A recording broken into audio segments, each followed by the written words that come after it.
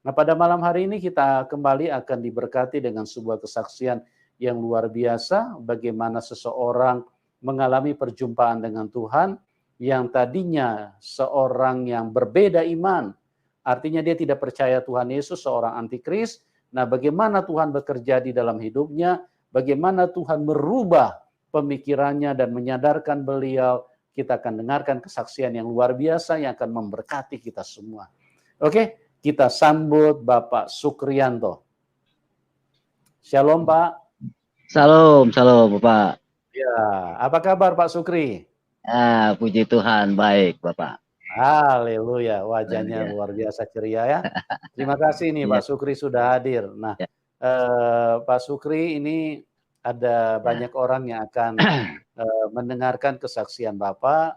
Bapak mengalami Ya, perjumpaan dengan Tuhan dan Bapak bisa ceritakan secara lengkap, secara jelas bagaimana Bapak yang tadinya tidak percaya Tuhan Yesus, seseorang yang tadinya antikris, artinya tidak percaya kepada ketuhanan daripada Tuhan Yesus, tidak percaya kepada Alkitab.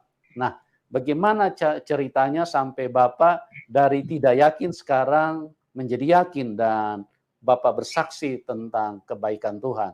Dan Bapak mulai ceritakan mulai dari latar belakang dulu ya, supaya semuanya menjadi jelas. ya, Oke, Pak. waktu dan tempat Oke. saya serahkan kepada Ya, Pak Sukri. Silakan Pak Sukrianto. oke, terima kasih Pak Yusuf. Jadi eh kita ini, saya ini sama Pak Yusuf nih sebetulnya udah WA-an, cuman belum kenal orangnya kayak gimana. Maksudnya cuman baru ngelihat dari HP, dan saya belum pernah ketemu dengan Pak Yusuf. Jadi nanti karena di channel Pak Yusuf yang saya tahu itu banyak netizen, penonton-penonton yang beranggapan sudah disetting apa segala macam gitu kan. Saya sama sekali belum pernah berjumpa dengan Pak Yusuf. Tapi karena memang saya membaca Alkitab harus bersaksi ya, saya siap bersaksi. Oke Pak Yusuf, saya Ya, mulai dari amin. Haleluya, ya, puji Tuhan Pak. Silakan Pak, silakan. ya. Jadi latar belakang saya, nama saya Sukrianto. Saya dari orang tua saya dua-duanya dari Sumatera Barat. Saya punya adik 7, 8 dengan saya paling tua. Saya dari kecil dididik, tahu sendiri kalau orang dari Sumatera itu untuk mendidik tentang agama itu sangat keras. Jadi saya dari kecil sudah dididik untuk bersolat. Kalau seandainya nggak sholat itu yang namanya paha saya tuh habis tuh pada biru tuh dicumpitin sama ibu saya tuh. Saya harus sholat gitu. Sama juga sama orang tua saya gitu kan. Yang bapak saya kalau nggak saya sholat saya dipukul gitu kan. Ya, sebetulnya orang tua saya tujuannya baik. Dan saya walaupun seperti itu saya nggak pernah kesel gitu sama orang tua saya. Pada dasarnya dia tujuannya supaya saya menjadi orang yang baik, orang yang taat kepada Tuhan. Terus saya melanjut ke sekolah di sekolah dasar, SD, saya selesai, sampai SMP, saya selesai. Eh, Pada saat saya mau masuk SMA, sebetulnya saya kepengen masuk pesantren waktu itu.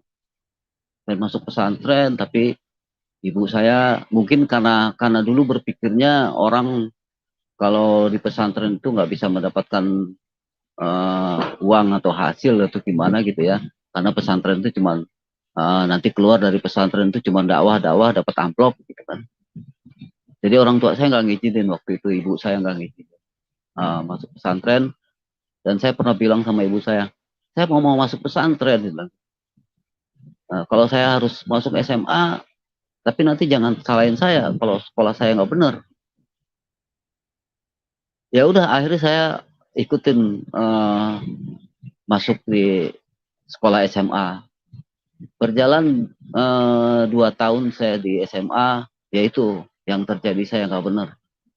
Saya sering mabuk-mabukan, sering minum-minum. Akhirnya saya dipecat, dikeluarkan dari SMA tersebut. Dilalah ada teman saya yang ngajak masuk sekolah, ya itu yayasan pesantren. Akhirnya saya masuk di yayasan pesantren itu, ya pikiran saya, mudah-mudahan saya di pesantren ini saya bisa benar. Jadi kelakuan saya yang suka minum-minum itu bisa berhenti lah. Ya, berjalan saya di SMA di yayasan pesantren, tapi di SMA-nya, tapi itu bunyinya yayasan pesantren, tapi di SMA-nya saya. Selesai saya sekolah di situ, sudah selesai sampai SMA. Beranjak dewasa, saya waktu di SMP sampai SMA itu saya seneng sama ikut-ikut pengajian itu. Saya senang ikut-ikut pengajian, saya berangkat ke pengajian ini, saya berangkat ke pengajian ini, senang. Sampai di SMA kelas 1 itu saya sebagai ketua pemuda Muhammadiyah. Saya latar belakang dari Muhammadiyah. Orang tua saya Muhammadiyah juga, latar belakangnya.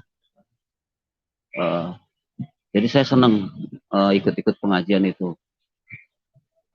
Berjalan sampai SMA kelar, saya menikah dengan sama istri saya. Setelah menikah, mulailah baru saya punya anak saya yang pertama. Dari anak saya yang pertama, barulah saya teringat dengan kata-kata orang tua saya, ibu saya. Saya itu karena saya itu bandel, jadi ibu saya pernah bilang begini sama saya, kamu nih segini bandelnya, tapi nanti lihat anak kamu. Karena memang saya bandel, Pak. Saya bilang gini, saya balik lagi sama orang tua saya bilang gini, ya itu mah gimana saya nanti ngurus anak saya bilang gitu. Itu saking bandelnya saya. Tapi setelah anak saya yang pertama lahir, baru teringat itu kata-kata ibu saya itu seperti itu. Ya Allah, kalau seandainya, katanya kan doa, ya tuh kalau ibu itu, perucapan ibu itu diijabah gitu. Jadi kalau, aduh saya takut gitu. Kalau seandainya nih ucapan yang kemarin ibu saya bilang itu bisa jatuh kepada anak saya, dan anak saya bisa lebih bandel dari saya. Ya Allah, gimana ini, saya bilang. Akhirnya rasa ketakutan saya di situ ada, Pak.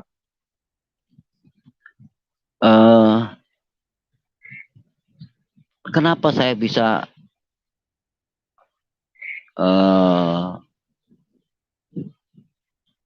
mengenal Tuhan Yesus? Kenapa saya bisa menerima Tuhan Yesus?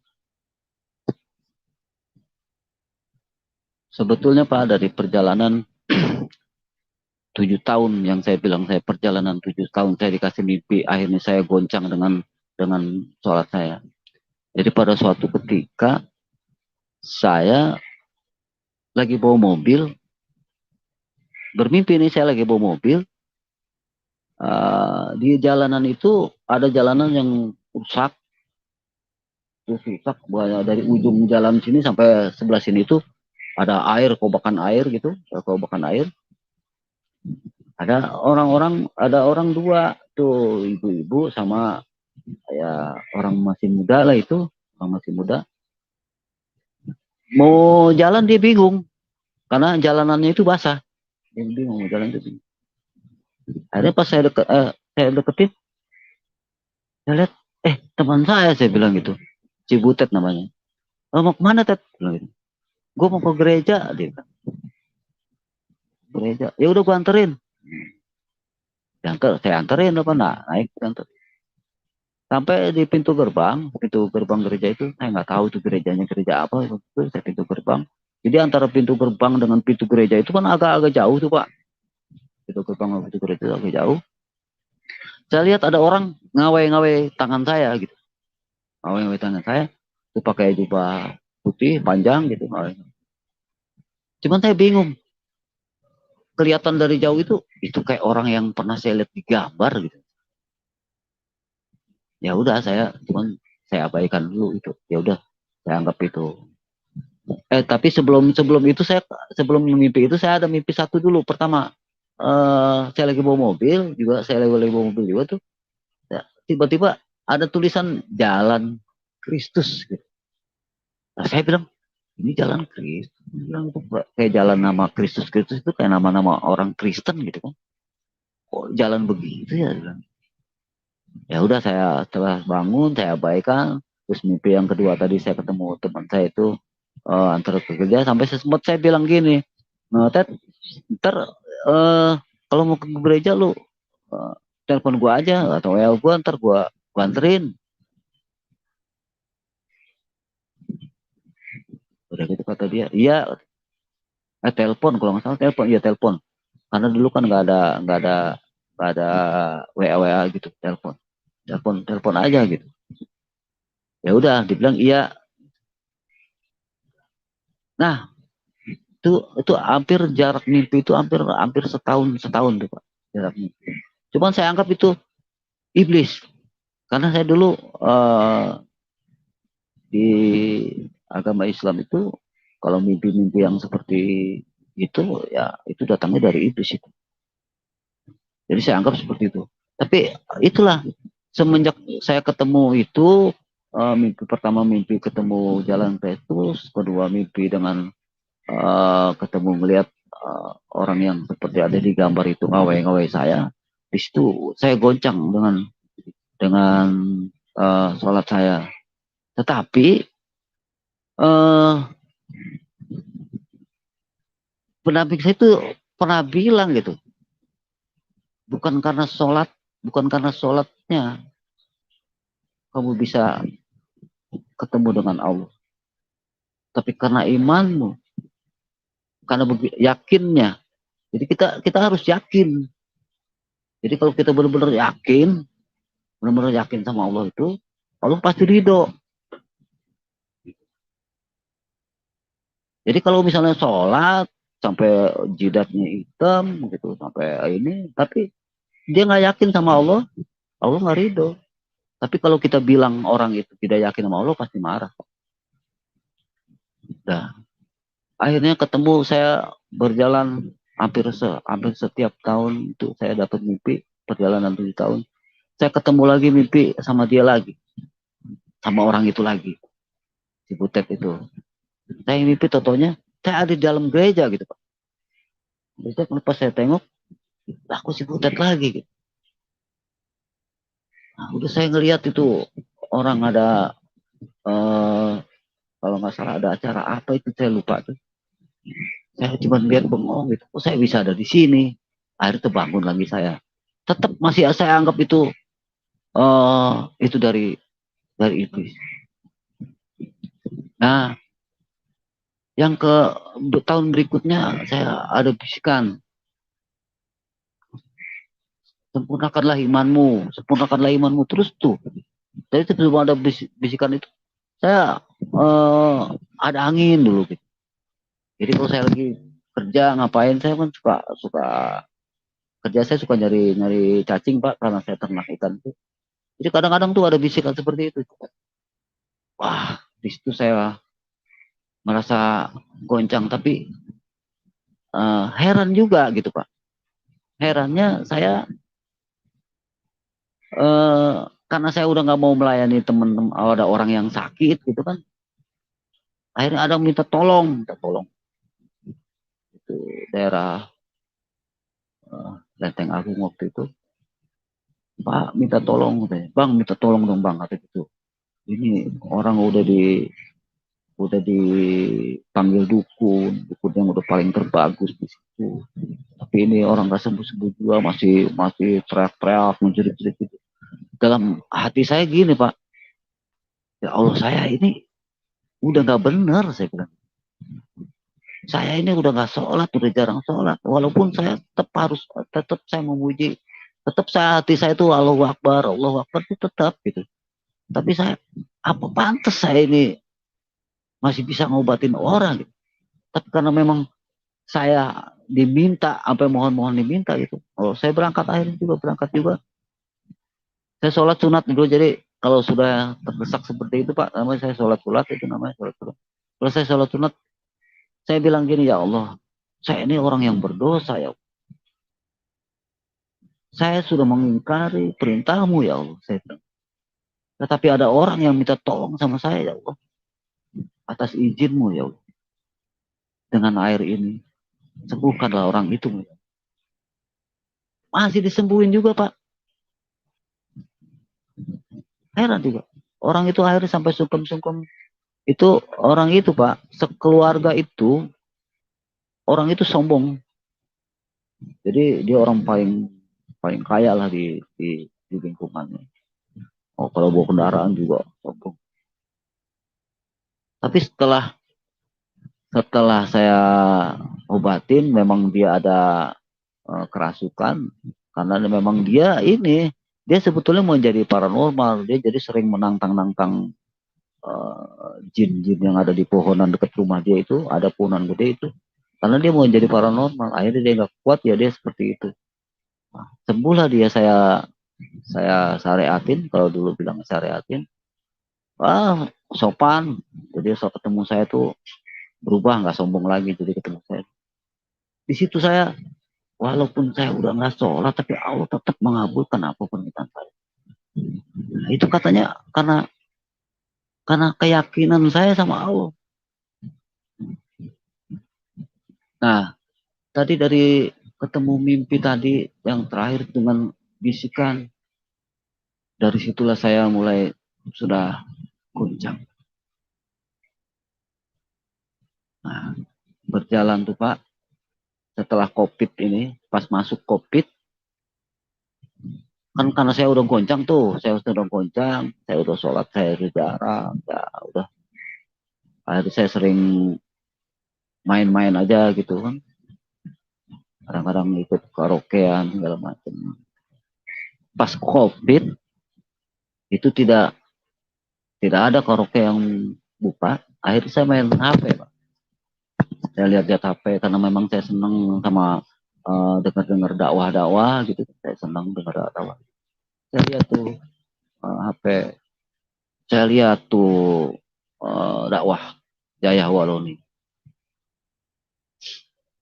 Wah, Yahya Waloni lagi perang sama Estra Soro ya Pak namanya Pak. Nah, lagi perang di situ. Saya lihat, wah, ini bukannya ustadz ini, saya bilang. Bukannya ustadz ini kalau begini. Jadi saya berpikirnya waktu itu, Yahya Waloni, saya pikir waktu itu dia orang Kristen yang mempelajari Al-Quran, dan dia akan melencengkan. Karena guru saya ngaji waktu dulu tuh pernah bilang, nanti ada seorang orang Kristen yang dia memahami tentang isi Al-Quran, dan dia akan membelokkan. Nah, saya bilang ini dia orangnya nih. Saya bilang nih Yahya Waloni ini orangnya. Ini orang Kristen yang bisa membelokkan. Nanti akan, kalau kita dengar, dia akan membelokkan ayat-ayat Al-Quran. Kenapa? Saya bilang ini orangnya, Yahya Waloni ini orangnya. Karena setahunya saya, sepemahaman saya tentang saya mengaji, dan orang tua saya, ibu saya itu sering cerita tentang kemuliaan Nabi Muhammad, kemuliaan Rasulullah Nabi Muhammad Shallallahu Alaihi Wasallam. Saya sangat memuliakan mereka, Pak. Sangat meninggikan mereka. Karena begitu banyak orang tua saya menceritakan tentang kemuliaan. Jadi makanya saya ngelihat Yahya Waloni ini, saya anggap bukan orang Islam, saya bilang. Karena saya tahunya, saya datangnya Nabi Muhammad, baginda Nabi Muhammad Rasulullah itu datang itu untuk menyempurnakan akhlak manusia gitu. Nah tapi ini kok ya walaupun ini mulutnya kayak begini, ceramahnya tuh kayak begini nih gitu. Jadi saya anggap wah ini orang Kristen nih, orang Kristen yang nanti akan bagus. Tapi ternyata bukan. Saya lihat lagi kayak Ustadz Nababan, si Ustadz Moko Bintang. Saya lihat orang-orang istilahnya seorang orang-orang Kristen yang mualaf. Wah, saya senang tuh melihatnya. Orang-orang Kristen mualaf pada begitu. Terus saya lihat banyak seorang mualaf-mualaf tuh yang kayak Erinda Handono gitu. Tapi saya perhatiin, saya lihat lagi, kok dia pada ngebohong dengan statusnya dia gitu. Yang latar belakangnya sebetulnya bukan pendeta, ada yang ngaku pendeta. Yang latar belakangnya biarawati sebetulnya bukan biarawati. Kan sekarang zaman sudah bisa kelihatan, Pak. Mau lihat status orang bagaimana sudah bisa tahu. Heranlah saya di situ. Ah, akhirnya saya ngelihat lagi, Pak. Ini seorang murtadin gitu. Nah, seorang murtadin itu kalau saya lihatin ya dia selesai jadi pindah dari seorang Kristen, dari Islam pindah ke seorang Kristen itu, kok dia bicaranya baik gitu. Bicaranya nggak menghujat gitu. Bicaranya nggak menceritakan tentang Al-Quran gitu. Kok kalau orang-orang yang mualaf masih menceritakan tentang Alkitab. Ya udah, terus saya sering dengerin itu. Terakhir puncaknya, Pak, saya dengar Ustadz Abdul Somad. Jadi sebelumnya saya udah dengar Ustadz Abdul Somad itu bagaimana. Saya dengar Ustadz Abdul Somad itu yang ceramahnya ceritanya begini. Ada seorang bertanya kepada saya, gitu. Bapak, saya kalau ngelihat salib itu saya gemeteran gitu. Kenapa itu, Pak? Somad itu bilang begini, oh itu ada jin kafir. Jadi ada jin kafir, tangan dia sambil dibentangin, sampai pala dia, oh madep kiri apa madep kanan gitu. Gitu. Itu saya herannya, Pak. Saya merasa kesel. Saya merasa sakit hati sama orang itu. Sama Abdul Somad itu. Saya sakit hati. Karena apa? Karena Nabi Muhammad, Rasulullah Nabi Muhammad itu orang yang mulia, yang akhlaknya bagus. Menurut saya akhlaknya bagus. Kok Ustadz Abdul Somad seperti itu? Yang sekolahnya tinggi, yang sekolahnya sudah kemana-mana. Kok akhlaknya seperti itu? Jadi maksud saya, dia gak usah harus bilang ada segala macam ada jin. Saya bilang gitu. Itu sama juga sudah menghina agama orang. Saya bilang gitu. Sudah menghina. Kan sudah ada dia, pernah saya dengar katanya kalau kita menghina atau melecehkan agama sesembahan orang lain dan Allah kita juga akan dilecehkan gitu. Saya tersinggung gitu karena saya sangat memuliakan Allah, saya sangat memuliakan Nabi Muhammad gitu.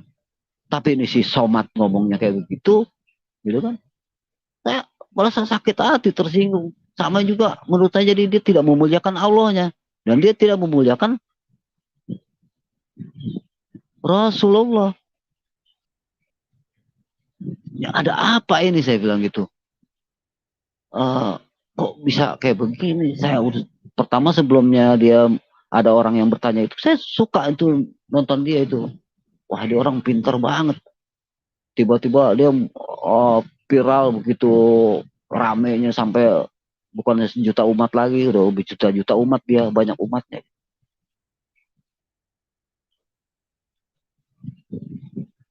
Sakit hati saya sama dia.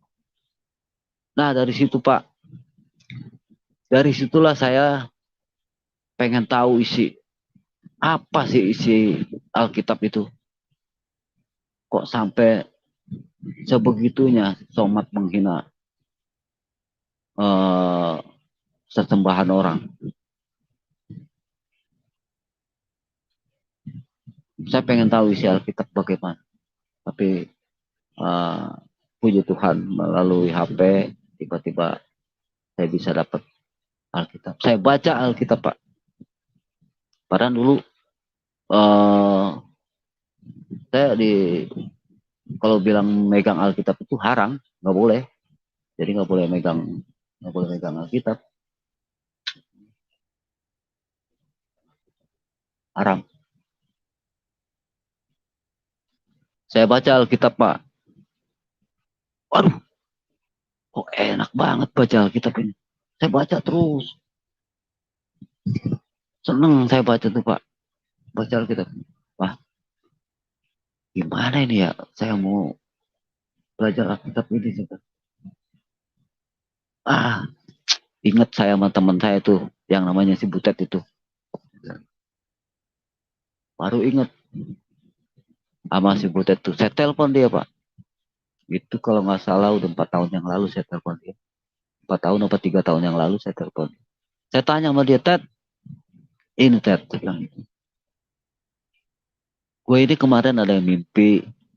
Saya ceritain, Pak, mimpinya tuh. Yang mimpi yang tadi saya ceritain sama mereka. Sama si Butet itu. Herannya saya, Pak, sama dia. Dia bilang gini malah sama saya. Sekarang begini aja, kata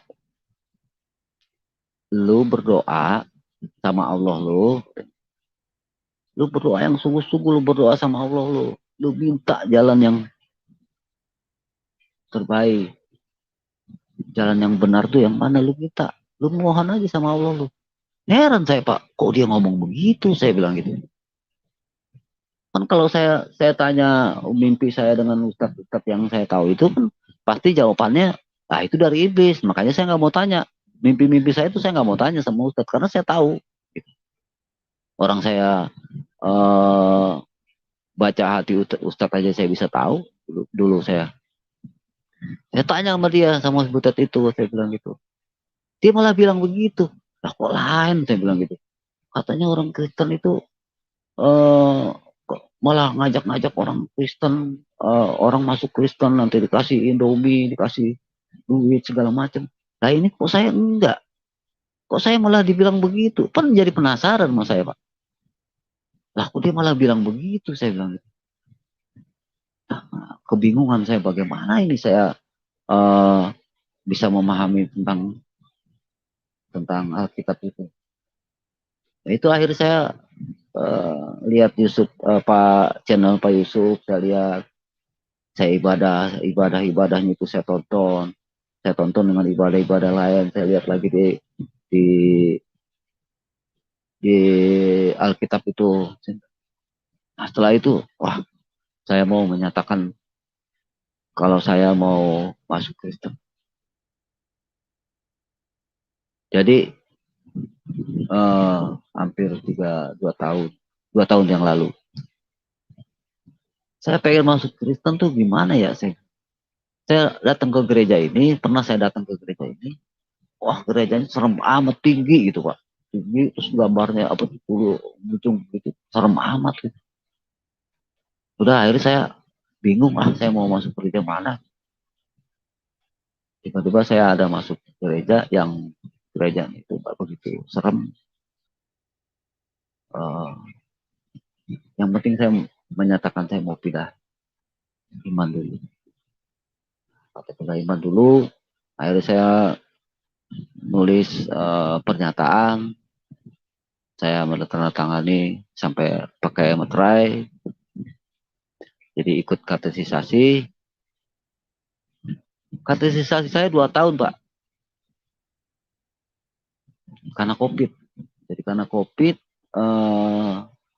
jadi ntar katekisasi, ntar enggak. Tapi perjalanan kenapa saya bisa terima Tuhan Yesus itu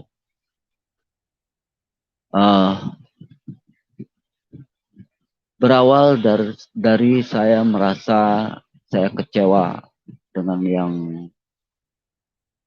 apa saya muliakan.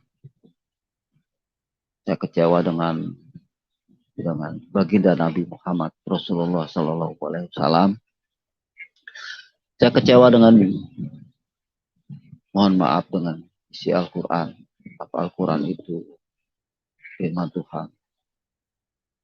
Jadi setelah saya baca Alkitab, Pak, saya baca Alkitab cuma sekali, perjalanan setahun selesai, saya baca khatam. Akhirnya saya belajar Al-Quran.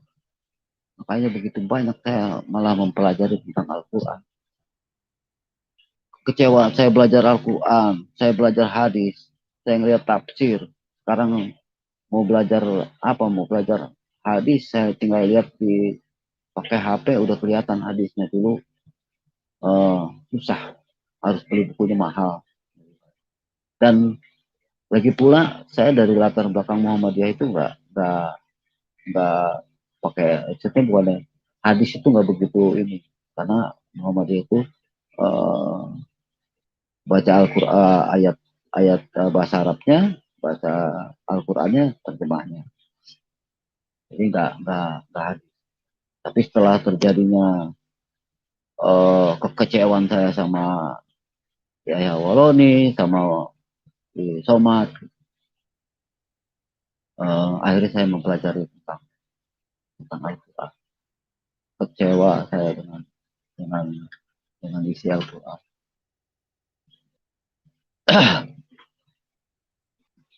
Kecewa dengan hadis-hadis. Jadi karena apa, Pak?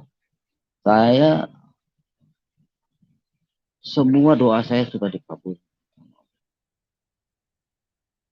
Sampai anak saya yang terakhir semua sudah dikabul. Jadi yang saya perlukan tuh apalagi? Di usia tua saya ini yang saya perlukan apalagi? Saya cuman bagaimana saya bisa mendapatkan surga. Berawal dari mendapat, saya mencari ini. Ternyata, Pak, mungkin nggak tahu karena kebodohan saya, gitu. Saya nggak tahu kalau di surga orang Islam itu mendapatkan 72 bidadari. Saya ngelihat ceramahnya dari Pak Ustadz Zulkifli dan Ustadz Firanda waktu itu. Ada satu lagi Ustadz yang matanya sipit, yang dia bilang katanya, apa yang kita dapat nanti di surga? Dia bilang, aduh, kayaknya saya dengar dia ngomong itu sampai apa? Aduh, malu saya ngomongnya kali. Nah, dia bilang, nanti kita di surga kita mendapatkan 72 bidadari, 72 atau 73 bidadari. Kita akan mendapatkan 73 bidadari dan pekerjaan kita sepanjang hari hanya memecahkan keperawanan bidadari. Pecah perawan lagi, pecah perawan lagi. Jijik saya dengarnya, Pak. Saya orang nggak benar, saya tukang mabuk. Tapi saya dengar orang ceramah itu kok begitu. Emang apa ada hadis seperti itu? Apa ada di Al-Quran seperti itu? Yang penting kan kebodohan saya nggak mempelajari tentang Al-Quran atau tentang hadis. Ternyata memang ada. Kalau di Al-Quran saya baca di surat Yasin ada, tapi bunyinya bukan 73 bidadari. Bunyinya nanti kita di surga mendapatkan kenikmatan. Di situ saya nggak terima. Saya merasa kok mendapatkan kenikmatan, saya bilang gitu. Kalau mendapatkan nikmat, saya bisa terima. Kenapa? Saya di saat saya berzikir, waktu itu di saat saya berzikir terus, sepanjang malam saya berzikir. Tiba-tiba saya ada di suatu, saya masih duduk, bukan di mimpi Pak, lagi berzikir gitu. Tiba-tiba saya ada di suatu uh, halaman rumput, saya berzikir sila di situ rumput, sampai pukulan itu indah, sejuk rasanya gitu.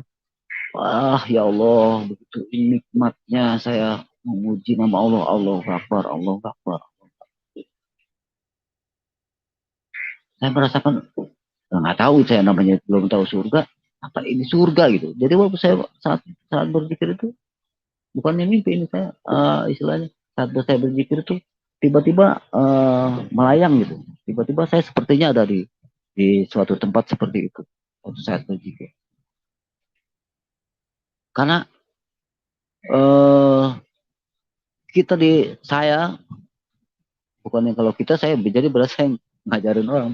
Saya nih merasa kalau saya memuji nama Allah itu, Allahu Akbar, Allahu Akbar, Allahu Akbar, Allahu Akbar. Itu kadang-kadang suka terpikir dengan bagaimana ini besok punya duit apa enggak, bagaimana ini besok ikan saya makan apa enggak. Wah, jadi kagak, kalau di Islam tuh bilang enggak khusyuk. Jadi khusyuk kita memuji-muji nama Allah. Ya, saya yang namanya kita bisa khusyuk memuji nama Allah itu ya di surga nanti gitu. Karena guru saya juga pernah bilang, kalau kita mau ketemu sama Allah ya banyaklah berzikir, nanti kita di surga. Waktunya kita bisa melihat Allah, waktunya kita bisa memuji Allah. Itu guru saya ngomong gitu Pak. Tapi kok di sini di ceramah ini saya bilang itu, di surga mendapatkan 73 bidadari, kerjaan kita begitu. Nah, berarti itu harinya ada berapa? Kalau di sini sekarang di dunia ini ada sebulan 30 hari gitu kan. Kalau 70 hari berarti selalu dia ada sebulan apa enggak ada. Jadi nggak kenal hari, mungkin kerjaan kita cuma begitu aja. Kapan kapan kapan memuji nama Allah kalau kerjaan kita begitu? Sakit hati saya. Saya kecewa. Kalau memang surganya Islam itu mendapatkan 73 bidadari.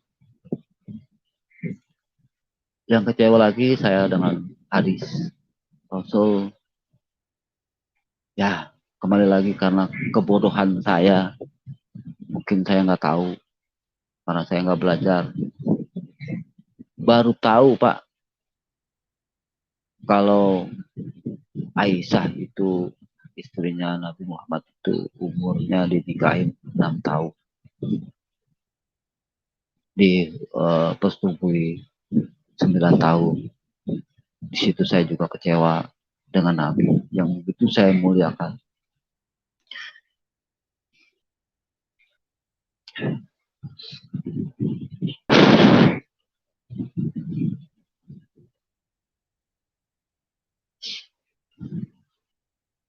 Jadi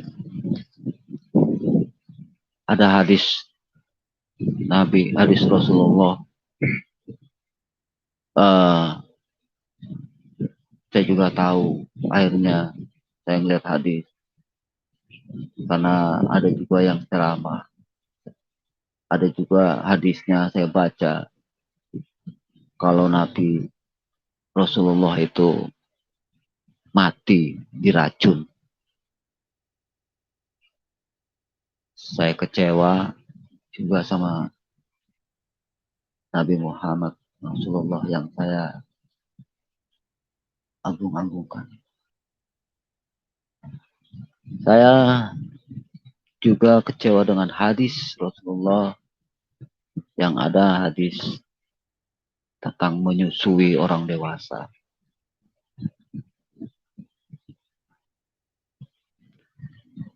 Banyak hadis-hadis setelah saya baca hadis-hadis yang kecewa. Banyak. Kecewa saya dengan Al-Quran. Al-Quran itu firman Allah. firman Allah yang saya yakini, yang saya anggap mulia, yang saya anggap firman Allah itu Allah yang Maha Kuasa, Allah itu yang Maha Mulia. Taunya saya firman Allah itu kekal. Allah itu kekal. Jadi ada firman yang menyatakan inna indallahi Islam. Saya juga nggak tahu waktu itu kalau bunyinya agama yang diridhoi Allah itu agama Islam. Jadi menurut pemahaman saya tentang ketuhanan, pemahaman saya tentang 99 asma Allah, Allah itu nggak menciptakan agama. Allah itu maha pengasih, maha penyayang. Allah itu tidak melihat latar belakang orang. Orang itu Islam, Kristen, Cina, dia nggak lihat. Allah itu mengasihi, jadi semua itu dikasihi. Yang saya paham. Jadi Allah itu tidak membedakan apa yang Allah ciptakan. Semua dibagi rezeki. Menurut pemahaman saya tentang Allah. Saya kecewa dengan isi Al-Quran yang menyatakan perangilah orang Nasrani, orang Yahudi. Saya pernah tanyakan masalah itu dengan katanya itu waktu zaman perang. Ayat itu waktu zaman perang. Jadi saya berpikir berarti ayat firman Tuhan itu tidak kekal. Masa firman Tuhan itu bisa ada waktunya? Firman itu bisa menyatakan itu firman waktu perang. Taunya saya firman Allah itu ya hari ini Allah berfirman untuk selama-lamanya sampai hari kiamat. Jadi nggak ada.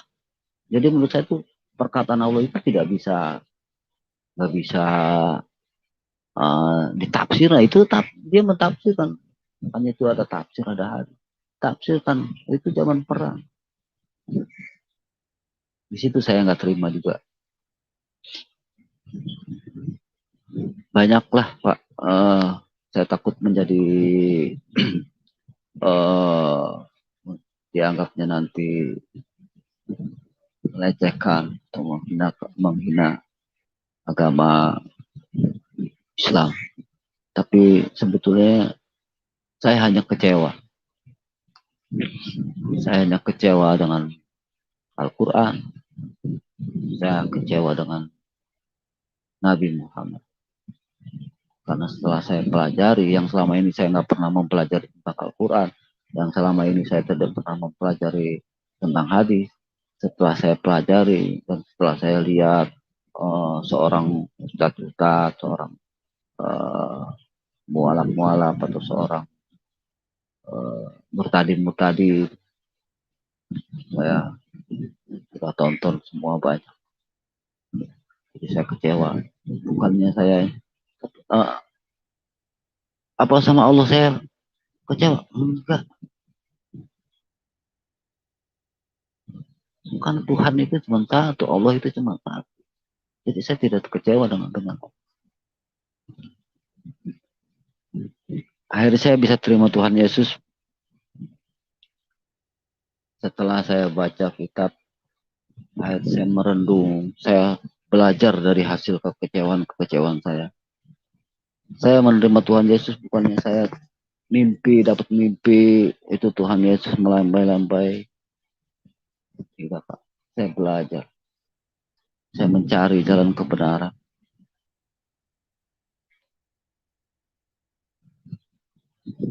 Apa yang dinyatakan Tuhan Yesus itu saya belajar dari orang melecehkan tentang Tuhan Yesus itu. Tuhannya orang Kristen itu ada 3. Itu dari situ saya kaji Pak. Saya kaji dengan Tuhan yang orang itu menyatakan Tuhan. Ada 3. Karena memang dari hasil saya belajar dari guru saya yang sebelum itu kan namanya mengkaji diri. Pada waktu itu saya mengkaji diri, hanya mengkaji diri saya. Kaji diri saya nih. Jadi kalau saya misalnya, saya bisa tahu kalau orang itu mengatakan itu sesat, lu sesat, orang agama itu sesat, atau aliran itu sesat. Berarti kalau mulut kita bilang itu sesat, berarti kita sesat. Seperti itu palsu, kitab itu palsu. Berarti kitab yang dia pegang itu palsu. Jadi pemahaman tentang mengkaji diri saya itu, kita saat kita bicara, kita ada kaca di dalam diri kita. Di dalam kita tuh, di muka kita, di hadap kita. Karena kenapa? Memang guru saya itu, Pak, waktu itu tuh dia sangat menjaga telinganya, sangat menjaga ucapannya, sangat menjaga hidungnya. Makanya saya berat sebetulnya kalau ukuran saya untuk harus menerima Tuhan Yesus. Semua dijaga. Jadi setelah saya kaji, ya itu memang akhirnya saya melihat Ustadz saya Waloni bilang palsu gitu kan. Ustadz Alkitab itu palsu, berarti itu palsu. Ustadz Taslim yang bilang Bible ini cuman 12% yang benarnya, yang sisanya nggak benar. Berarti kalau dinyatakan itu, saya kaji lagi, saya balik lagi. Ntar kalau saya balik lagi, Al-Quran itu 12% yang benar, yang sisanya. Orang bilang sesat, berarti kita sesat. Kenapa? Kalau memang hati kita bersih, kalau memang hati kita memang hati di jalannya Allah, kalau memang kita yakin sama Allah, kita nggak akan mencaci maki orang, Pak. Kita nggak akan menyesatkan orang. Kita nggak akan bilang sama orang, wah iblis lu, sakit jiwa lu. Nggak akan. Karena hati kita nggak seperti itu. Makanya guru saya itu waktu itu menjaga. Jadi kalau ada orang lagi ngomongin orang gitu, misalnya ngobrolin orang, ya dia pergi, Pak. Dia jaga kupingnya. Jangan sampai hatinya rusak. Memang sulit, Pak. Memang sulit untuk bagaimana supaya kita itu mempunyai hati yang bersih. Tapi memang belajar supaya kita jangan menyesatkan orang. Kalau kita bisa bilang orang itu sesat, atau kita bisa bilang itu orang iblis, atau kita bisa bilang orang itu sakit jiwa, berarti orang itu begitu juga. Iblis juga, sakit jiwa juga, sesat juga. Karena kalau memang hatinya bersih, dia nggak akan bilang orang itu sakit jiwa, karena di hati dia nggak ada. Hati dia bersih, nggak ada. Saya kaji dengan sesembahan orang Kristen 3.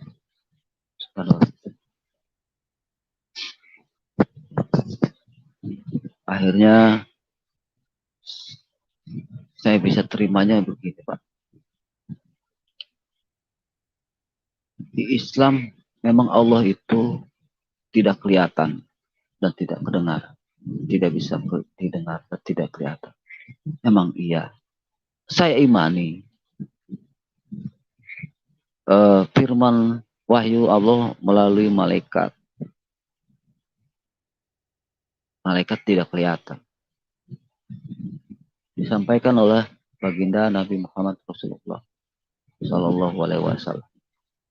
Dan dia juga tidak bisa lihat, tidak kelihatan, dan kita juga tidak boleh membayangkan bagaimana wajah Rasulullah.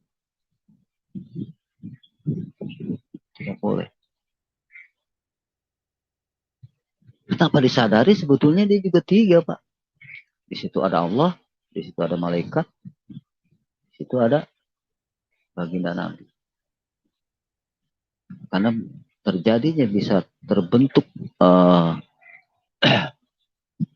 terjadinya terbentuk Al-Quran ini karena Allah memajukan sama malaikat, disampaikan sama baginda Nabi Muhammad Rasulullah Sallallahu Alaihi Wasallam, terjadilah Al-Quran ini. Yaitu kalau dikaji, karena orang Islam itu menyatakan sesembahannya orang Islam itu, orang Kristen itu tiga, tanpa disadari sebetulnya itu juga tiga. Tiga jadi satu. Allah, malaikat, Nabi Muhammad jadi satu. Karena terbentuknya ada ini, di sini ada Allah, di sini ada wahyu, ada malaikat, di sini ada Nabi Muhammad. Karena wahyu Allah itu disampaikan oleh malaikat, disampaikan lagi sampai Muhammad. Cuman ada pertentangan yang saya bilang kalau wahyu ini kekal, apa wahyunya Allah itu kekal. Kenapa Allah merintahkan sholat itu dari 50 sampai 30 sampai 5 waktu itu sudah kekal, udah nggak kekal dengan Allah. Banyak lah, banyak sebetulnya yang saya catat Pak. Kalau saya bahas tentang Al-Quran takutnya saya salah dan saya menjadi masalah. Saya merenung tentang Allah, saya merenung tentang kenapa itu saya bisa, hati saya bisa merasa kok saya kepengen, saya pengen terima Yesus. Jadi saya kajinya seperti ini Pak, saya kaji. Saya pengen tahu jadi yang nyata menurut logika juga saya. Allah berfirman, turunlah firman-Nya menjadi manusia. Kan saya baca tuh Allah berfirman, turun firman menjadi manusia. Firman itu menjadi manusia yaitu Yesus. Akhirnya firman itu berfirman. Jadi karena memang firman itu manusia itu berfirman kepada para murid-murid. Saya bisa terima itu kok. Oh iya ya. Allah itu kan maha kuasa. Allah bisa menjadikan apa aja. Allah bisa menjadikan firman-Nya apa aja.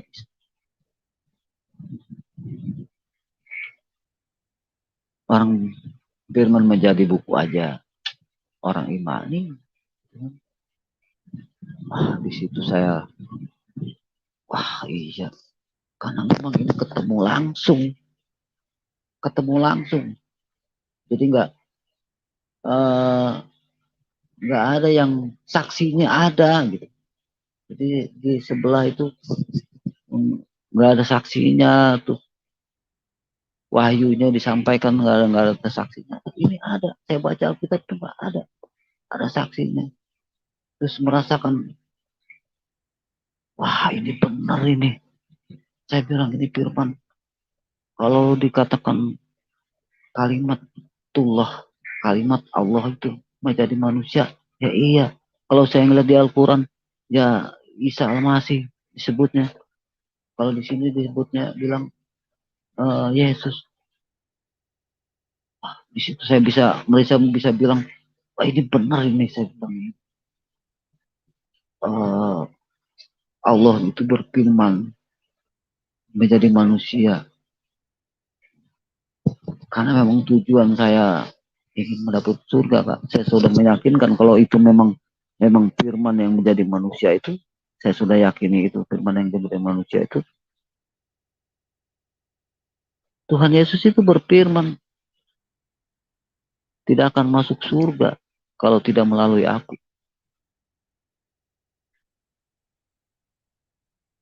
Saya berpikir, ya iya.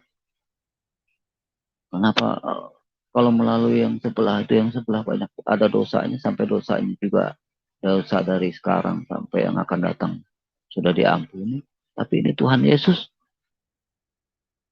tidak punya dosa. Dan memang tidak ada dosanya sama sekali. Wajar kalau seandainya sebagai Tuhan Yesus, sebagai manusia yang sepenuhnya manusia, dia berfirman atau dia berbicara, dia yang megang kunci surga istilahnya, dan dia orang umat itu tidak bisa masuk ke surga kalau tidak melalui dia, karena dia orang suci.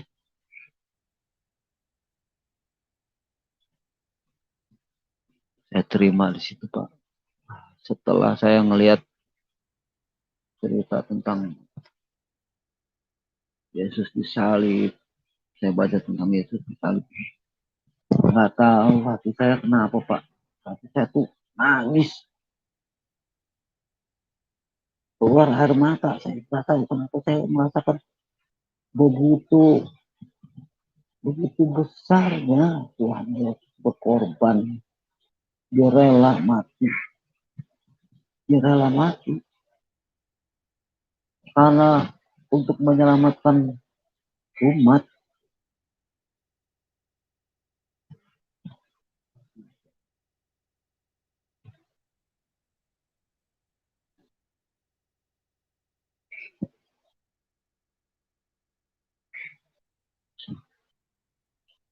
Jadi yang kemarin saya pikir orang menyembah manusia, ternyata itu bukan manusia, sembarangan manusia. Ternyata itu memang Allah, memang Tuhan, Tuhan yang menjadi manusia, bukan manusia yang. Allah menunjukkan cara bagaimana berkurban. Allah sendiri yang menunjukkan. Dia rela mengubarkan anaknya. Dan saya meyakini anaknya.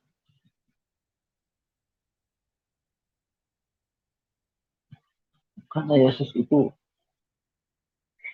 bukan lahir dari benih manusia. Itu dari ruhnya Allah. Dari ruhnya Allah. Karena saya yakin.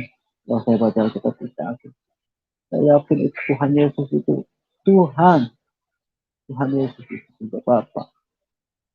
Tuhan Yesus juga Allah itu. Karena firman itulah firmannya Allah. Firman yang menjadi.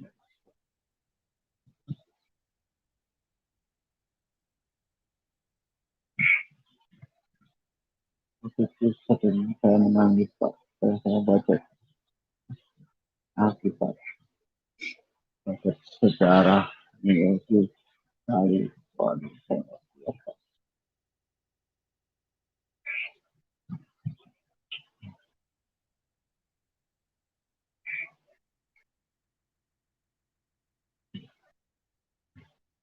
itulah saya akhirnya saya terima Tuhan Yesus. Saya nggak aturan rencananya saya mau berpakat banyak tentang itu Al-Quran yang sangat menghadapi saya hadis yang saya takut saya terlepas, yang akhirnya membuat saya dianggapnya melecehkan agama Islam.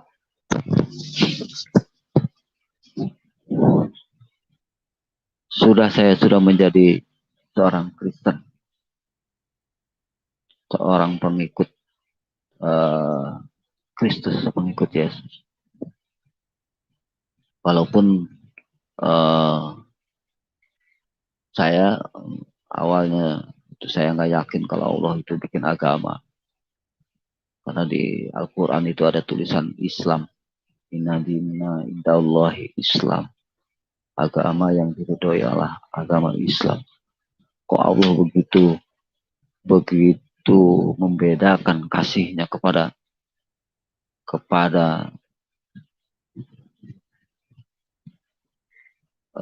kitab yang lain. Jadi cuma hanya Al-Quran yang benar. Jadi kitab yang lain, Jabur, Taurat, Injil, Itu nggak benar. Kenapa Allah seperti itu? Akhirnya saya udah banyaklah saya kekecewaan saya. Setelah itu Pak, saya dibaptis tanggal 10 Februari. Saya dibaptis. Setelah saya dibaptis, saya begitu takut saya untuk menyampaikan semua ini kepada istri saya, kepada anak-anak saya, pada orang tua saya, kepada adik-adik saya. Saya begitu takut walaupun di awalnya istri saya sudah sangat marah dan begitu kecewanya istri saya sudah merasa takut. Setelah saya dibaptis, saya menerima piagam semacam bukti pembaptisan saya. Saya telah menerima itu. Bingung saya bagaimana saya mau menyampaikan, dan takut saya bagaimana saya mau menyampaikan kepada anak istri saya, pada orang tua saya. Jadi takut saya rasanya. Akhirnya pas di Idul Fitri ini Pak, saya di Idul Fitri ini, saya malamnya berdoa atas nama Tuhan Yesus. Ya Tuhan, hari ini saya sangat memuji-muji nama-Mu Tuhan. Tunjukkanlah kuasa-Mu Tuhan, supaya rasa ketakutan saya ini hilang. Saya ingin menyampaikan kalau saya ini sudah dibaptis Tuhan, kepada orang tua saya, kepada adik-adik saya, pada istri saya, dan kepada anak saya. Saya takut Tuhan. Saya takut dia akan mencaci maki saya. Saya takut dia tidak akan sayang sama saya. Saya takut dia tidak akan menerima saya sebagai kakaknya. Saya takut orang tua saya tidak menerima saya sebagai anak. Saya takut sebagai anak saya tidak menerima sebagai bapaknya. Ya Tuhan, tunjukkanlah kuasa-Mu Tuhan. Aku percaya Engkau maha kuasa. Aku percaya Engkau Tuhan. Tunjukkanlah Tuhan. Saya berdoa atas nama Tuhan Yesus Kristus. Haleluya. Amin. Puji Tuhan Pak. Saya begitu bangga, begitu sedih, begitu hikmat saya menerima kuasa Tuhan. Di hari Idul Fitri, saya bilang mengaku kepada orang tua saya, pada adik-adik saya, kalau saya sudah dibaptis. Puji Tuhan, Tuhan tunjukkan kuasanya kepada saya Pak. Adik-adik saya yang saya anggap, yang saya pikirkan dia akan mencaci maki saya. Karena pada dasarnya awalnya itu, saya ini sebagai panutan bagi mereka. Tiba-tiba dia, walaupun saya ada pertanyaan-pertanyaan, tapi dia puji Tuhan bisa menerima saya. Dia bisa menerima saya, dia hanya berbicara ya Islam, mudah-mudahan bisa kembali ke jalan yang benar. Dan orang tua saya juga Pak. Aduh, karena ada adik sepupu saya yang murtad, bapaknya langsung mencoret namanya. usir dari keluarganya. Jadi orang adiknya uak saya itu kan bapak saya. Saya beranggapan bapak saya akan seperti itu. Sama seperti itu. Karena kakaknya juga seperti itu. Ada anaknya yang murtad, anaknya diusir. Dan dihapus dari kakak itu. Dari kartu keluarga. Tapi puji Tuhan, Tuhan melakukan kuasanya pada saya. Tuhan. Orang tua saya begitu baik tiba-tiba. Dan dia begitu bisa menerima walaupun hatinya sedih, walaupun hatinya hancur, dia merasa. Saya bilang kepada orang tua saya, ya papa, maafkan saya. Papa tidak bersalah mengajari saya. Papa benar. Papa jangan merasa papa itu merasa saya bersalah mengajar anak. Tidak, Pak. Yang saya rasakan papa benar mengajar saya.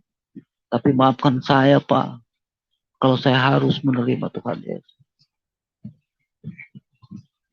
Orang tua saya akhirnya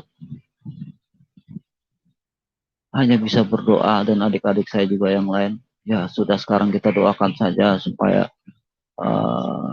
kakak kita bisa balik lagi pada jalan yang benar. Puji Tuhan, puji Tuhan.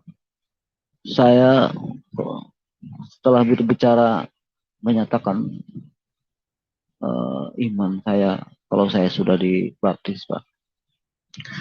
Saya datang ke tempat ikan saya sini, Pak. Ini di sini. Saya menangis. Saya mengucapkan terima kasih Tuhan Yesus. Terima kasih Tuhan. Kau telah menunjukkan kekuasaannya. Menunjukkan kekuasaanmu Tuhan. Kau masukkan ruh yang suci di adik-adik saya. Di istri saya. Di orang tua saya. Istri saya juga yang begitu dulu memaci maki. Itu begitu baik. Dia mau menerima saya. Gak apa-apalah.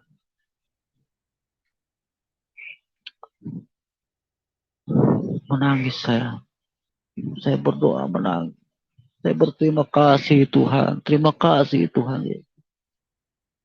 Secara langsung kau tunjukkan kuasamu kepada saya Tuhan.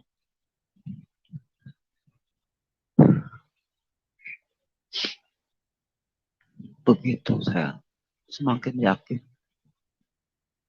Semakin yakin. Hari ini Pak. Hari ini.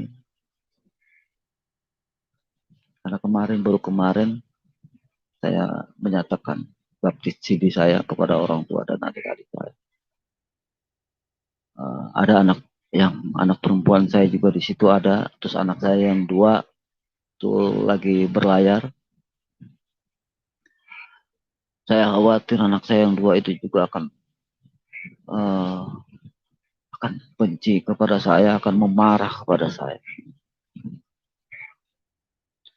Tapi saya berdoa sama Tuhan. Saya yakin Tuhan Yesus akan merubah pikirannya yang aturan benci jadi tidak benci.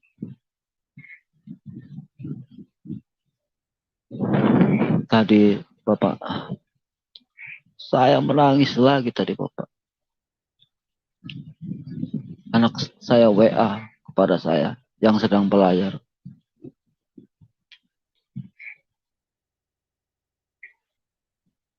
Papa jaga kesehatan. Kami anak-anak Papa 3 orang ini sangat sayang sama Papa. Kami 3 orang ini sangat bangga dengan apa yang Papa lakukan terhadap kami. Papa yang terbaik di mata kami, di mata abang dan adik-adik saya. Abang dan adik-adik sangat sayang Papa. Papa jaga kesehatan. Tuhan,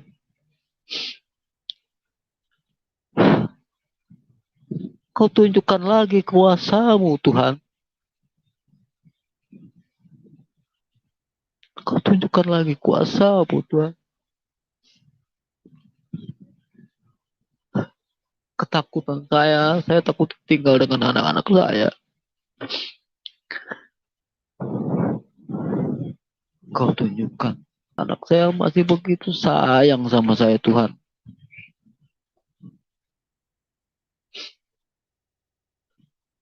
Terima kasih, Tuhan. Terima kasih, Tuhan.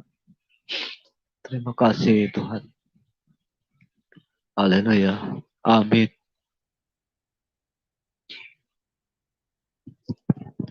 Itu Bapak yang bisa saya sampaikan kesaksian saya, Pak. Mungkin ada lagi, Bapak. Ya, haleluya. Luar biasa sekali. Jadi Pak Sukrianto benar-benar melalui sebuah pengkajian yang cukup panjang, di mana mempercayai Tuhan itu memang harus melalui sebuah pengkajian. Kita tidak boleh hanya mendengar apa kata orang, kata A, kata B, kata C, kata D. Tapi belajarlah, dikajilah, pelajarilah berdasarkan apa yang tertulis atau apa yang tertuang, atau kita juga bisa belajar tentang sejarah. Sejarah adalah satu pembuktian yang tidak bisa dibantah, karena sejarah itu menceritakan peristiwa-peristiwa yang terjadi.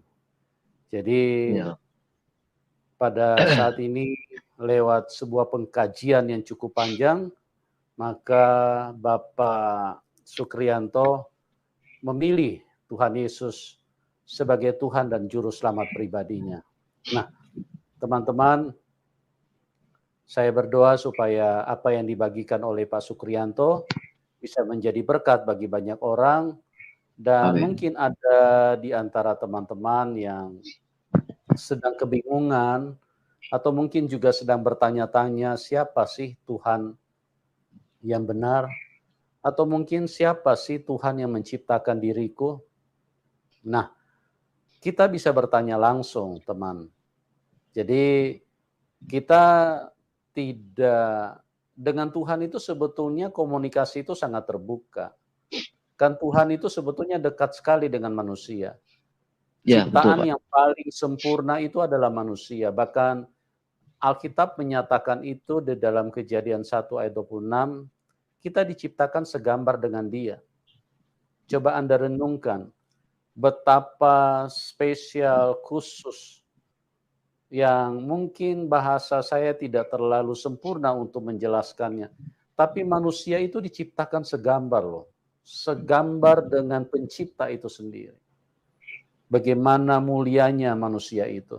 Dan kalau manusia begitu mulia dan manusia dikatakan dia adalah makhluk yang begitu spesial, tentu manusia adalah pribadi yang begitu dekat, bisa berkomunikasi, tanya dengan Tuhan. Pada saat Anda berdoa, tanya dengan Tuhan. Siapa Tuhan yang sebenarnya? Siapa yang menciptakan diriku? Nah, kalau Dia Tuhan yang benar, saya yakin Dia akan menciptakan, Dia akan menunjukkan, karena Dia maha hadir. Hakikat Tuhan itu sangat sederhana. Dia maha hadir, Dia maha kuasa, dan yang tidak kalah pentingnya Dia maha baik, Dia maha kasih. Jadi kalau Dia Tuhan yang benar, Dia tidak memilih kelompok. Ya, kalau kelompok ini aku kasihi, kalau kelompok B, oh tidak, karena Dia tidak percaya sama aku. Tuhan itu tidak seperti itu. Bahkan sekalipun Anda orang yang menghina Tuhan, kalau kasih Tuhan itu tidak bisa dibatasi. Masih Tuhan tetap ingat mengasihi, peristiwa Pak. tentang, ya, Iya, Tuhan tetap mengasihi. Amin. Masih ingat tentang Begitu Paulus? begitu Ya, begitu banyaknya channel-channel Muslim kayak si Nandar, Juma itu menghujat Tuhan Yesus, tapi dengan dia menghujat atas nama Tuhan Yesus itu dia mendapatkan uang banyak. Jadi begitu begitu kasihnya, walaupun Tuhan Yesus walaupun dihujat itu Tuhan Yesus sama dia, tapi dia tetap mendapatkan rezeki, mendapatkan uang dari hasil hujatannya itu. jadi begitulah. Iya, Pak. Jadi Ah, yang saya mau sampaikan, Tuhan iya, Yesus kasihnya tidak terbatas, tidak dibatasi dengan penghinaan, penghujatan, atau pelecehan yang sering dilontarkan oleh banyak orang bahwa dia bukan Tuhan, dia hanya manusia, dan hinaan-hinaan yang tidak pantas seringkali dilontarkan oleh manusia. Tuhan Yesus tidak terpengaruh dengan itu. Dia tidak marah-marah, bahkan ada begitu banyak narasumber yang bersaksi di channel kami, mereka dulu anti, mereka sangat membenci, mereka sangat menghina Tuhan, bahkan segala macam cara mereka lakukan.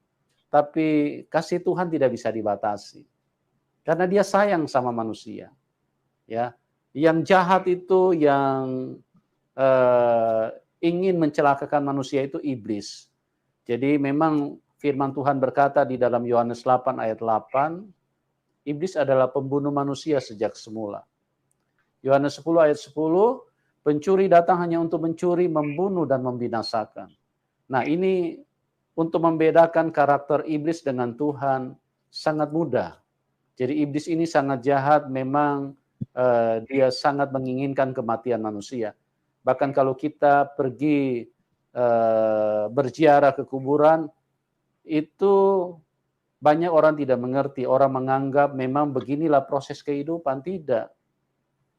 Tuhan tidak pernah merencanakan kematian buat manusia, tapi iblislah pembunuh manusia. Dia merencanakan, dia ingin supaya semua manusia mati. Dia ingin manusia supaya semua dihukum di dalam penghukuman, di dalam alam maut. Dan itulah tujuan iblis. Makanya dia mendatangkan celaka bagi manusia, kecelakaan di mana-mana, melalui kendaraan, melalui pesawat, melalui kapal, melalui bencana, melalui peristiwa-peristiwa kecelakaan pribadi. Itu semua perbuatan iblis yang begitu jahat. Iblis ini sangat jahat, ya. Dan dia membuat manusia satu dengan yang lain saling membenci. Dan apa tujuan daripada iblis? Dia ingin supaya manusia saling membunuh, ya. Dia rangsang emosi manusia untuk saling membunuh, saling menghabisi satu dengan yang lain. Itulah iblis yang begitu jahat. Jadi sekali lagi saya berdoa supaya di dalam hidup ini kita boleh menemukan kebenaran dan kita boleh dilepaskan oleh Tuhan Yesus dari tangan kegelapan, dari tangan hal-hal yang bisa membawa kita kepada penghukuman neraka yang kekal. Tuhan Yesus datang mati buat kita semua. Tuhan Yesus berkorban memberikan nyawanya. Banyak orang berkata begini, mereka tidak mengerti Pak Sukrianto. Mereka berkata, kalau Tuhan Yesus mau mengampuni dosa, tidak perlu dia datang, tidak perlu dia mati di salib. Oh, Anda keliru. Anda salah, Anda tidak mengerti tentang kebenaran, Anda tidak mengerti tentang firman. Ya, tanpa Anda minta ampun pun Anda sudah diampuni. Waktu di atas kayu salib, Tuhan Yesus berkata, ampunilah mereka, sebab mereka tidak tahu apa yang mereka perbuat. Iya, betul. Anda tidak minta ampun pun Anda sudah diampuni. Rasul Paulus itu adalah seorang manusia yang sangat jahat, sangat sadis. Dia membunuh banyak orang yang mengikut, yang percaya kepada Tuhan Yesus. Dan dia tidak minta ampun kok. Malah dia dalam perjalanan menuju ke Damsyik dengan emosi yang meluap-luap, dengan kuasa penuh dari imam-imam kepala, imam besar untuk menghabisi, membunuh orang-orang Kristen yang percaya kepada Tuhan Yesus. Saya ingin sampaikan untuk membuka pengertian kita tentang kebenaran. Banyak manusia tidak mengerti. Rasul Paulus tidak minta ampun, bahkan dia ke Damsyik itu ingin membunuh lebih banyak lagi. Dan Tuhan Yesus datang dan mengasihi dia. Tuhan Yesus menyatakan kasih-Nya. Tuhan Yesus tidak datang langsung tempelin, kurang ajar kau ya, kau habisi orang-orang Kristen, atau Tuhan Yesus langsung bunuh dia di tengah jalan. Tidak. Tuhan yang baik, Tuhan yang benar itu, dia hakikatnya tidak bisa berubah. Dia kasih. Kasihnya kekal. Dan dia tidak dipengaruhi oleh kejahatan apapun. Karena yang keluar dari dalam pribadinya itu hanya kasih. Pengampunan dan belas kasihan, dan ingin supaya manusia semua bahagia. Itulah yang terdapat di dalam Tuhan Yesus. Jadi teman-teman, bagi Anda yang belum mengenal Tuhan, jangan sampai terlambat, karena Yohanes 14 ayat 6, ya, akulah jalan kebenaran dan hidup, tidak ada seorang pun yang dapat datang kepada Bapa kecuali melalui aku. Ya, karena dialah yang mengalahkan maut, dialah yang mengalahkan iblis, dia bangkit dari kematian. Kenapa dia bangkit dari kematian? Karena dia manusia suci, dia tidak berbuat dosa, tidak ada dosa sedikit pun di dalam dia. Makanya karena dia di alam maut, setelah dia menyelesaikan penebusan, dialah yang berhak menebus, membayar dosa kita semua. Ya, dosa, upah dosa adalah maut. Jadi dialah yang menjadi jalan keselamatan bagi kita semua. Dan di dalam Kisah 4 ayat 12, di bawah kolong langit ini tidak ada nama lain yang olehnya manusia diselamatkan kecuali di dalam nama Tuhan Yesus Kristus. Yohanes 3 ayat 16, karena begitu besar kasih Allah akan dunia ini, sehingga ia mengaruniakan anaknya yang tunggal, supaya setiap orang yang percaya kepadanya tidak binasa, melainkan beroleh hidup yang kekal. Luar biasa, ya. Begitu dahsyatnya Tuhan menjangkau Pak Sukrianto dan juga yang lain-lain, dan saya berdoa supaya teman-teman juga bisa mengalami hal yang sama. Asal buka hati saja dan carilah kebenaran, selidikilah dan pelajari sungguh-sungguh bahwa siapa yang menciptakan dirimu, Tuhan yang mengasihi, Tuhan yang merindukan Anda supaya diselamatkan. Dan terima kasih buat Pak Sukrianto atas kesaksian yang luar biasa. Saya berdoa supaya Bapak ada yang mau saya sampaikan, Pak. Ya, silakan, Pak. Ada dua yang saya mau sampaikan. Ya. Mungkin yang terutama kepada anak-anak Tuhan, mohon maaf kalau saya menyampaikan ini, bukannya berarti saya lebih pintar atau lebih mengerti gitu. Karena saya melihat banyak orang yang saya heran kalau anak Tuhan itu bisa menjadi seorang mualaf dan dia pindah ke agama sebelah. Makanya yang saya harapkan anak-anak Tuhan itu, Tuhan Yesus itu tidak menghilangkan 10 hukum Taurat dan digenapi dengan hukum kasih. Makanya anak-anak Tuhan, kajilah kata kasih itu. Kalau kita sudah memahami kata kasih, terkasih, kasih, kita nggak akan jadi mualaf. Kita akan merasakan namanya kasihnya Tuhan itu. Karena apa, Bapak? Saya anggap dulu sama di Islam juga ada seorang ustazah yang istilahnya habis ceramah, habis ini suka ngomongin orang, suka jelek-jelekin orang. Ternyata hamba Tuhan juga, anak-anak Tuhan juga ada yang begitu. Dia memahami tentang isi-isi ayat-ayat, dia tahu tentang ayat-ayat, tapi karena nggak ada kasih di dalam diri dia, makanya terlontarlah kata-kata yang tidak kasih. Jadi saya berharap dengan hamba-hamba Tuhan, dengan anak-anak Tuhan, dengan Kristen yang sudah sejak kecil pahamilah arti kasih.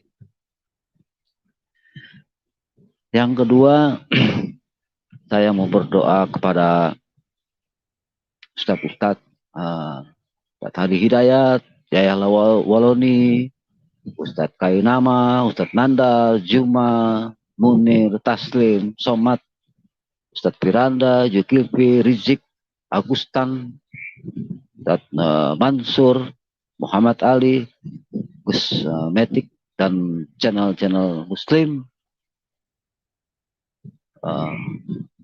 Saya berdoa atas nama Tuhan Yesus. Semoga ustadz-ustadz yang saya sebut ini dalam keadaan sehat terus. Sampaikanlah ceramah-ceramah yang seperti biasa telah Anda sampaikan. Karena dengan ceramah Anda itu banyak orang yang menerima Tuhan. Terima kasih Tuhan. Sehatkanlah orang-orang itu. Amin. Ya Pak. Luar biasa ya. Jadi Rianto, jangan sampai Anda meninggalkan Tuhan Yesus ya. Karena perhatikan baik-baik kebenaran yang tertuang, yang diajarkan, yang dinyatakan oleh Tuhan Yesus itu adalah sebagai kekuatan yang sempurna yang tidak mungkin Anda bisa dapatkan dari tempat-tempat lain. Jadi jangan sampai Anda tersesat, jangan sampai Anda tertipu dengan meninggalkan Tuhan Yesus, kemudian Anda beralih, dan inilah artinya Anda akan kehilangan keselamatan di dalam hidupmu. Tuhan Yesus mengasihi Anda semua, siapapun ya. Dan yang kedua juga ini ada sesuatu yang luar biasa, saya lihat bagaimana Pak Sukrianto berdoa dengan tulus ya, supaya ustadz-ustadz yang suka istilahnya merendahkan kekristenan, dia justru malah dia doakan supaya sehat-sehat dan ceramahlah seperti biasa. Justru luar biasa sekali, melalui ceramah-ceramah Anda lah yang bisa membawa banyak orang menjadi murtad, menjadi bertobat dan percaya kepada Tuhan Yesus ya. Jadi Pak. Ya, karena apa? Karena Roh Kudus akan bekerja secara luar biasa, sekalipun Anda mungkin suka nyerempet atau suka menghujat atau suka menghina, tapi Tuhan Yesus punya kuasa jauh lebih besar daripada apa yang kalian bisa lakukan. Ya, terima kasih sekali lagi buat Pak Sukrianto. Doa kami supaya Bapak tetap kuat, karena perjalanan ikut Tuhan Yesus ini tidak mudah. Ya, banyak tantangan, bahkan mungkin kita akan dikorbankan. Karena Tuhan Yesus sudah menulis di dalam firman-Nya, akan tiba saatnya orang yang membunuh kamu, mereka akan menganggap bahwa mereka beribadah kepada Allah-Nya. Nah, ini yang perlu kita tanamkan di dalam hidup kita, di dalam roh kita, bahwa ikut Tuhan Yesus itu harus pikul salib. Ya.